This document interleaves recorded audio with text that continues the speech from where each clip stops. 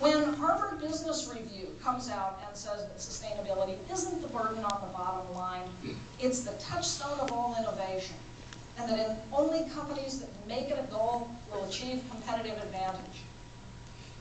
We work with a company, Diversity, that has shown that for every $1 they invest in climate protection, they get $2 back. They use CO2 emissions as a metric of waste because it costs money to make and it doesn't add any value to the customer.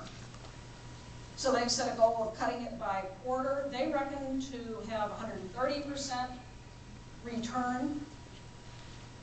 They've implemented a whole bunch of projects, everything from efficiency and employee behavior to their purchasing. Sustainability is not just for us, but for our customers and their customers. The integrated bottom line. You may have heard the phrase the triple bottom line. It was a great contribution when John Elkington brought it to the discussion. But business people look to a bottom line, the bottom line. When Ray Anderson noticed that his commitment to sustainability enhanced every aspect of shareholder value, I started to ask, what constitutes shareholder value? What makes it up? If you cut your cost, it goes right to your bottom line. If you drive your innovation, it makes you a more profitable company.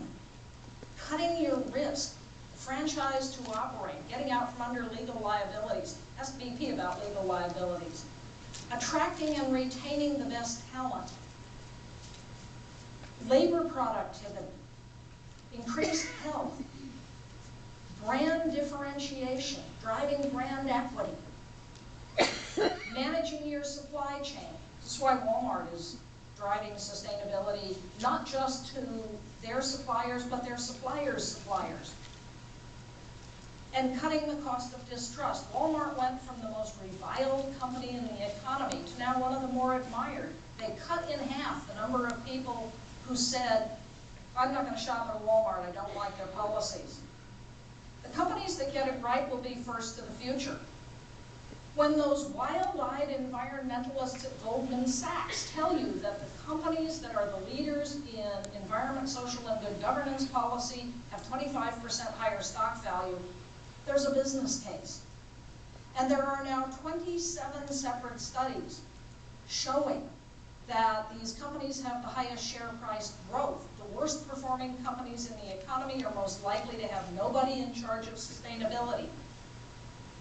In 16 out of 18 industries studied, the sustainability-focused companies financially outperformed their less sustainable peers, had a market capitalization averaging $650 million more.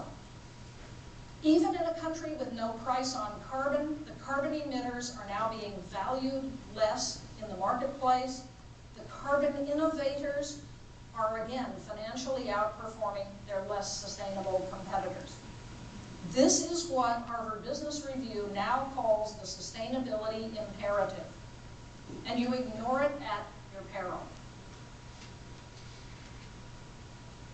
We have the opportunity to transform how we do business, how we manage everything. Change is hard, I admit it. Margaret Mead said the only person who likes change is a wet baby. And I'd argue the baby squalls all the way through the process. But consider the caterpillar.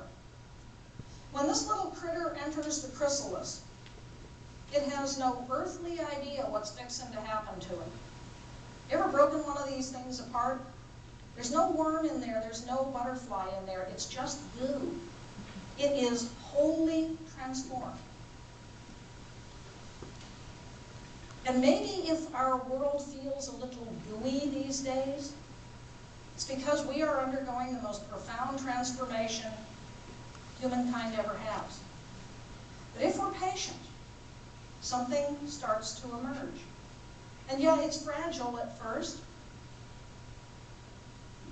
We have all the technologies we need to solve all the problems facing the world. When we do this, it will bring greater resilience, greater prosperity, and a much higher quality of life.